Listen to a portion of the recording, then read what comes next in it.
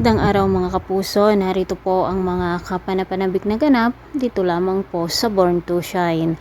Dahil nga sa ginawang video nitong si Megan na yung nagtanggol kay Jenny, dito sa mga fans na nang api sa kanya ay si JC na boyfriend niya.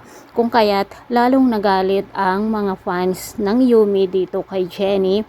May nagsabi pa na si Jenny ay nagmana rin sa kanyang ina na homewrecker.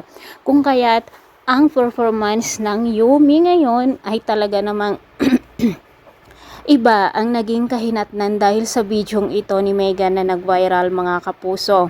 At ang paglapit pala ni JC kay Jenny ay magkasabwat sila ni Megan para lalong madiin si Jenny at magmukhang hindi kanais-nais sa kanilang mga fans. Nandito naman palagi si Nate na nagtatanggol kay Jenny, ngunit sa pagkakataong ito ay nasaktan si Nate dahil nga sa pagtatanggol din ni Jenny dito kay JC na hindi alam ni Jenny na plano pala ni Megan at JC ang pagdikit nito sa kanya. Dahil nga sa pangyayaring ito mga kapuso ay nagkagulo nga ang show ng mga Yumi at sobra namang nagalit si Monica dahil dito sa ginawa nitong si Megan. Talagang si Megan makasarili talaga at pasaway mga kapuso, no? Hindi niya talaga hahayaan na maging masaya itong si Jenny at matupad ang kanyang mga pangarap.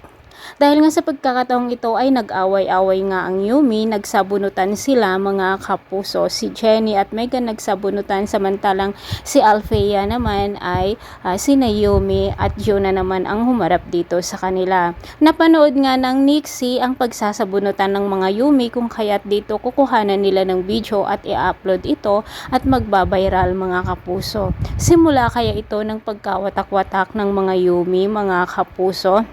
At kapag mangyari ito, baka mawawala na ang Team Yumi at sana nga si Jenny ay papasok dito sa Nixie, no mga kapuso, dahil nga mukhang mabait naman ang mga Nixie dito kay Jenny at naiintindihan nila. Pero hindi pa natin alam kung ano ang susunod na mangyayari o baka kapag bawala si Jenny dito sa Yumi ay dito na nga magkakaroon ng Born to Shine na muling magsisimula itong si Jenny at magiging sikat nga po siya at dito na nga magkaroon ng pagkakataon na talagang magpupursige siya sa kanyang pangarap at dito matatalo si Megan. Haka-haka lang po ito mga kapuso, pero katutukan po natin lagi ang bawat eksena dito lamang po sa Born to Shine. Ang tagal naman kasi ang umuwi nitong si Amelia, no mga kapuso.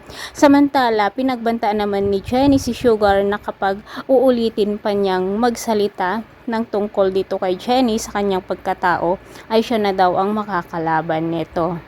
Thanks for watching mga kapuso. See you on my next video. Maraming salamat sa walang sawang pagsubaybay. God bless.